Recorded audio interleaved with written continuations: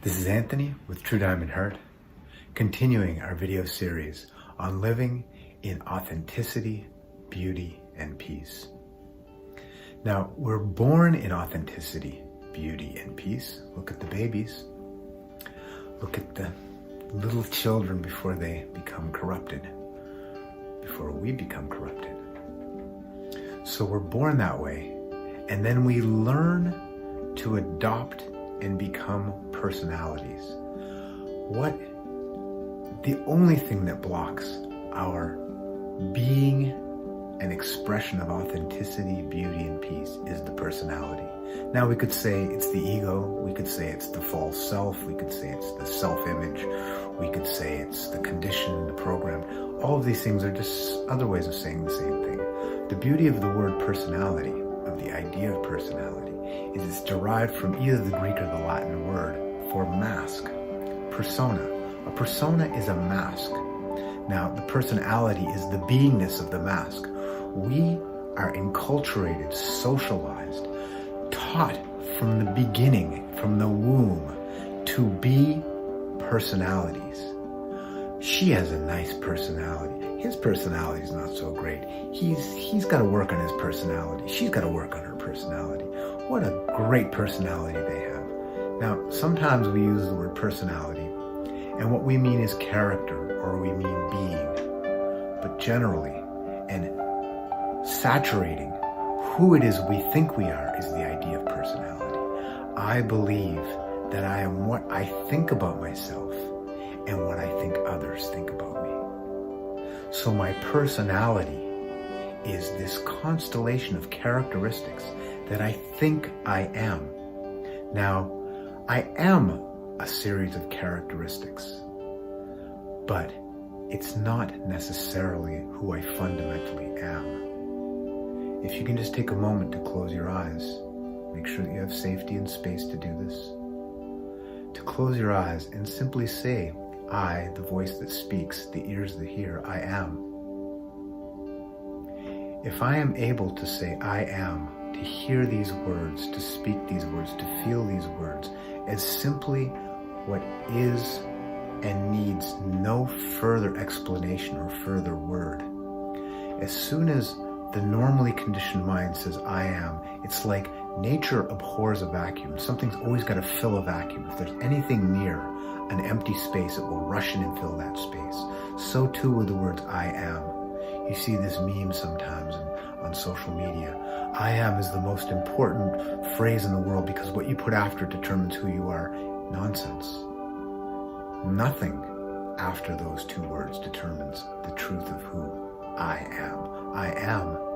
And if I can leave that space and not allow my mind to rush in there as it wants to and fill it with a bunch of different labels and characteristics of gender, of age, of location, of nationality, of religion, of politics, of likes, of dislikes, of past history and triumphs and traumas and future hopes and anxieties, if I can allow myself to simply say I am and not be pulled by my mind or my feelings in any direction out of that simple experience of and acceptance of being, that I am without personality. And I can see, yes, of course, I am a male of a skin that reflects a certain color. Absolutely. Simple relative facts. And yet, in 100 years, that skin will not be reflecting anything. It will be gone. And if I'm in the sun for a while, it will reflect it in a different way. And a year from now, I'll have a different age. And a year before, I had a different age. These things are constantly changing. There's nothing absolute, which is why trying to hold the personality in place is so trying, so unpeaceful, so unbeautiful, so inauthentic, because we're trying to hold things in place that are just by definition changing. And we're also trying to find place in the universe based on things that are not all that important.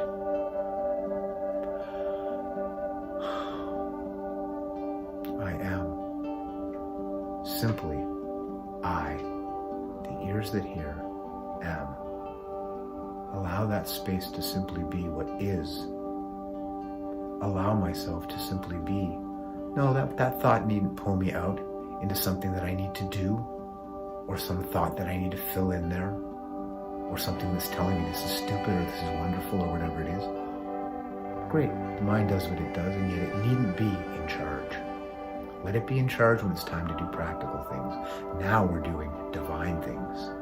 We are being, which is the state of divinity from which all things flow in divine state. Divinity is the state from which all actions are divine. Love is the state of being love, and from that flow actions that are loving. And you'll see, I am. Can you stay with that? I am. Say it to yourself. Say it out loud. I am. If you can't say it out loud, say it to yourself. I am. Say it again. I am. There's nowhere to go, nothing to do, nothing that I need to be more than this or less than this. I am.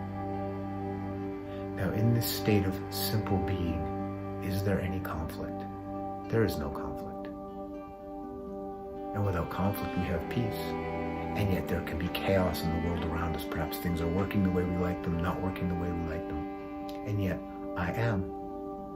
And as soon as I contact my simple, undifferentiated being, uncomplicated by any thought or feeling, I have peace. Is it beautiful to be in peace? Absolutely. You can just see the flower of perception, of consciousness. You can just feel the beauty. This is the attractiveness of divinity. Is it authentic? Well, is there anything contradicting it? If there is, to that extent, there's a lack of peace. To the extent I have peace, I have authenticity. To the extent I have authenticity, I am beautiful. Because I am.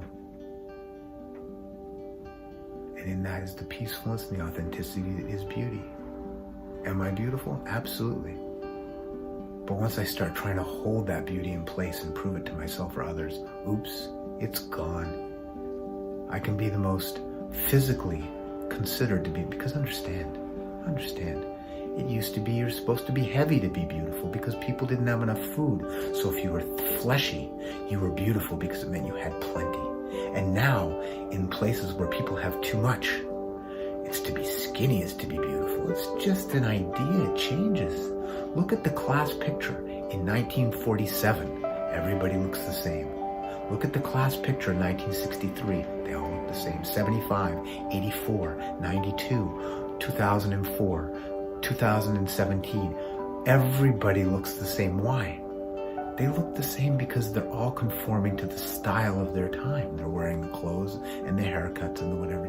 Even in this day and age when there's so many different styles and haircuts all amalgamated, everybody looks the same.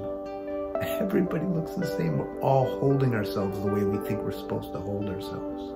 Presenting ourselves, cutting our hair, wearing our clothes, projecting, imagining, protecting, holding this insanity in place. I am.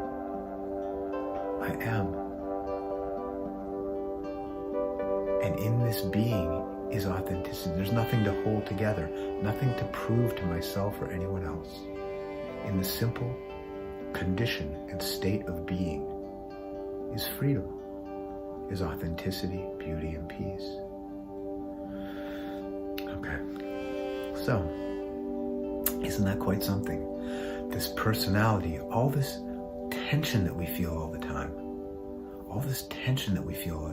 sometimes there's tension due to things that do cause tension, and that as we contact and become more closely identified with simple being, and less protecting our self-image and our projected idea of projected image, the more we become simply in our state of being, the less the things that normally would bother us, the things that are stressful, the traffic and the political situation maybe, or the social unrest, or the maybe there's not enough food, or whatever it is. All these things, they can be very real and very stressful. And for some people, a large portion of people on earth, they don't have survival needs. Extremely stressful. Extremely. And yet, for those of us that have enough, and even the people that don't have enough, some people that don't have enough have this sense of being and peace that you'll find billionaires are infinities away from.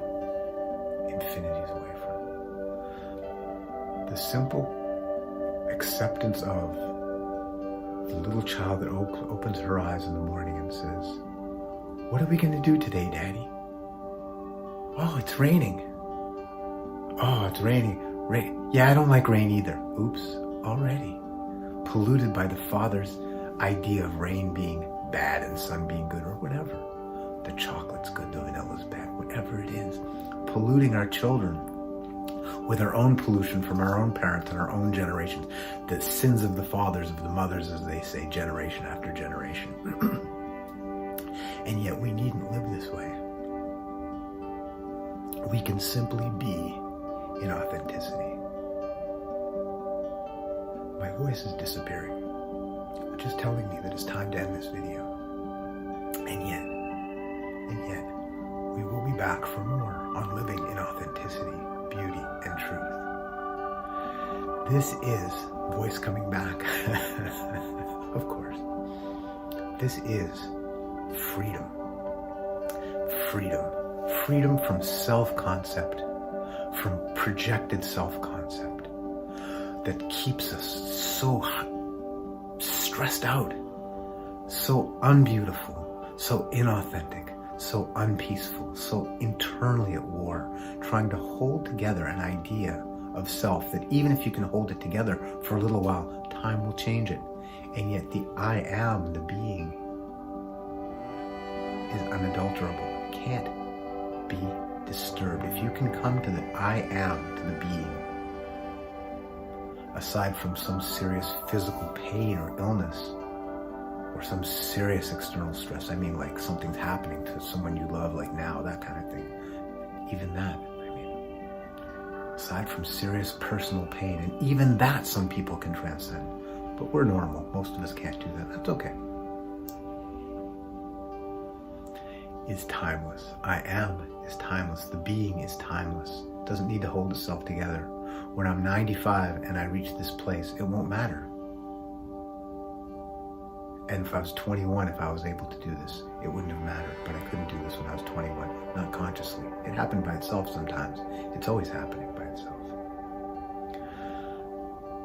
Learning to identify, be honest about, and let go of, transcend the personal identification that I am this series of characteristics and I need to defend them, protect them, be aggressive with them, be defensive about them. That is the lack of ease, the lack of peace, the lack of beauty and authenticity.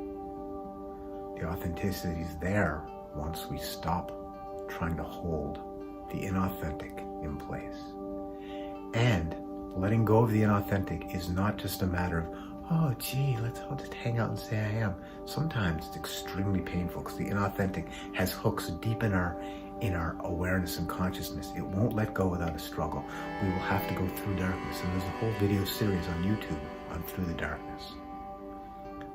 But we at least want to be able to identify and feel that which is so valuable. So we'll do the work and be motivated to do the work through the darkness sometimes that we have to do. We'll be back for more on authenticity, beauty, peace.